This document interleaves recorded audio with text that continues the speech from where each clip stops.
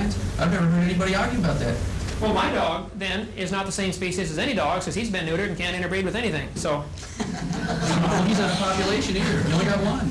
But I've never heard this argument you're claiming is out there. I've never heard this difference of Well, opinion. I think we're off on a real minor rabbit trail, but... No, you're slipping by all these absolutes that aren't really absolute. You're telling me there might be dinosaurs out there. You're also telling me that we know that there have been no new kinds happening. If it's such a damn big world, then how do we know all the kinds? I mean, it's pretty silly to say we know what's not out there.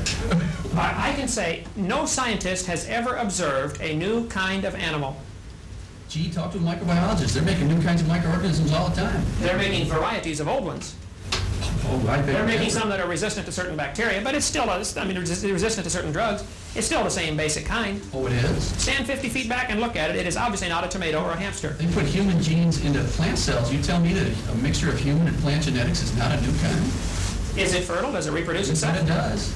Part human, part plant? It's carrying. That's how they're making vaccines. That's how they're making antibodies. They use monkey tissue to make the vaccine the World Health Organization used for smallpox. Oh, yeah. They grew the virus in monkey tissue because it's got monkey genetics. Hey, that's a human vaccine. It's squirted in a human, you don't get smallpox. Oh, yeah. That's that bacteriophage has never existed before. It's never carried those genes before. It's still a bacteria. No, it's not. What is it? Who knows what it is? It's a half bacteria, half something else. So you're saying, here's your argument.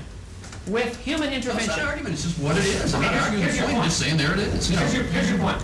With human intervention... A creator intervened and made it. With intelligent input, you can mix two things together that formerly would not mix together and create something new. Sure.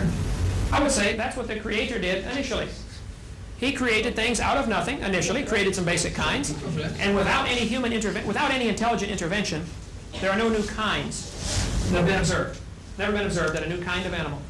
And the animals that do breed tend to stay within the same kind of animal. Dogs produce some kind of dog. Horses produce some kind of horse. And much of the evidence that's presented in I'll call it kind, but much of the evidence presented in our textbooks, for instance, the evolution of the horse from Eohippus to Equus, has been disproven many years ago. Right. But it is still presented to the high school kids. Gee, it wasn't presented to me when I went to high school. I've got the books. I photocopied out of the books. I don't know what books you got. So you must have gone, I don't know where these people are going to high school, but it wasn't presented to me, and that was a long time ago. Come to my house, 1 block north, Pensacola Christian High School, and I'll show you my huge collection of textbooks, and I can assure you, I can point out many things that have been proven wrong years ago that are still in the textbooks. Well, so are we arguing with the theory or arguing with the textbook printers? I mean, they're not the guys that are coming up with the evolutionary theory. They're the guys that are writing high school textbooks. Oh, yeah, the guys that are writing. An argument with not evolutionary theory. We got an argument with the textbook publishing company. I think we need to argue with the textbook publishing company and the selection committee. As far as the general theory, it is a philosophical worldview. It is not observable.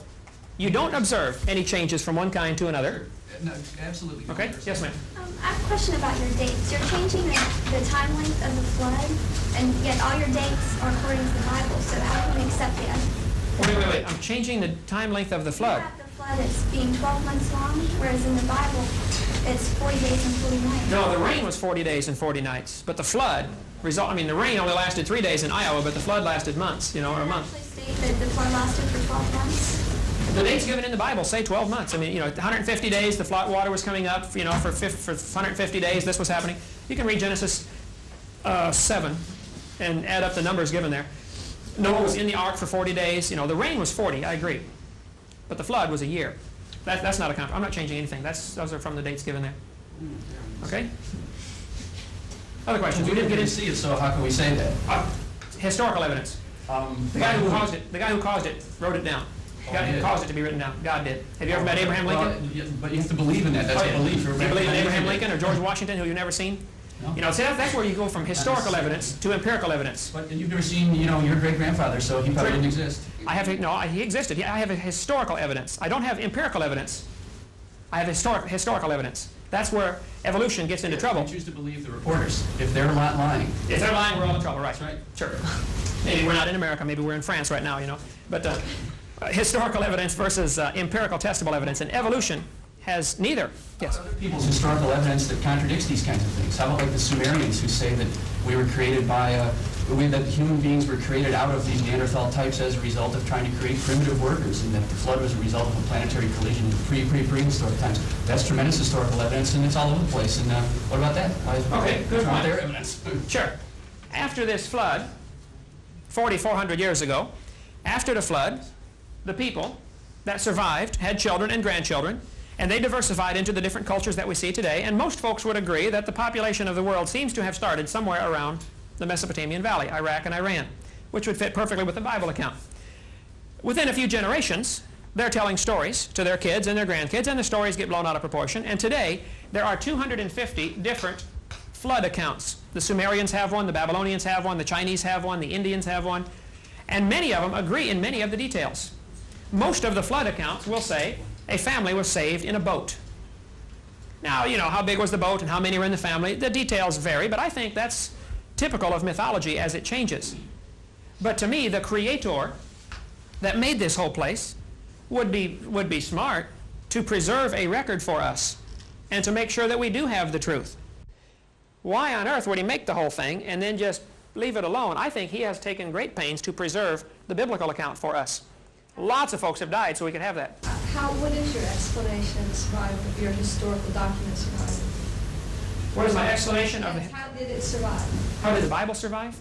Through the medieval period, since we lost everything else. Well, we didn't lose everything in the medieval periods. You know, there were things preserved. The Carolingian period, is that what supposedly the Bible survived from, the transcriptions of the Bible? Is that the period that you think it survived? Well, no, I think it survived from shortly after this flood. People knew how to write all through history. There's never been a time when people didn't know how to write. I mean, archaeology says everybody has always known how to write. Is that the original document? Oh, no, the original documents, I think it would be smart. Where's the survival of your historical documents? Well, to me, God knowing, my interpretation of this would be, God knows people tend to worship artifacts and things like this. There's enough slivers of the original cross. Every Catholic priest has one. You could build 5 cities with all, if you put all them slivers together. You know, obviously somebody doesn't have the original one. That was not true. I'm a Catholic priest. I don't have one. You don't have one? You didn't get one? They used to give them one, didn't they? No, I never have. There are supposedly, but that's not a good statement. He's got a little different Bible, too, so we got to find out which Bible. He's got a Valley. Yeah, how can we leave out his hunk of the Bible? What was wrong with that? You know, I don't know. All right. Which is probably another rabbit trail we may want to not go off on. Believe me, you know, rabbit trails, I'm not too sure about that. I mean, going off on, she's got an excellent point here. If it's based on the historical survival of documentation, where's the, you know, how do you get this chain of documents? I mean, you're saying everybody has myths. Sumerians have myths, blah, blah, blah, blah, blah. However, if you look at it historically, the Sumerians are writing down their myths before the Christians are writing down anything. They were writing down stuff before there were any Christians. So maybe everybody's copying their myths. That's not a good way to put it. All cultures had a flood myth. It did happen. But I just want to know where the survival of your historical documents come from for this to be the view, your view. I mean, if we're all basing everything on fact, where is the survival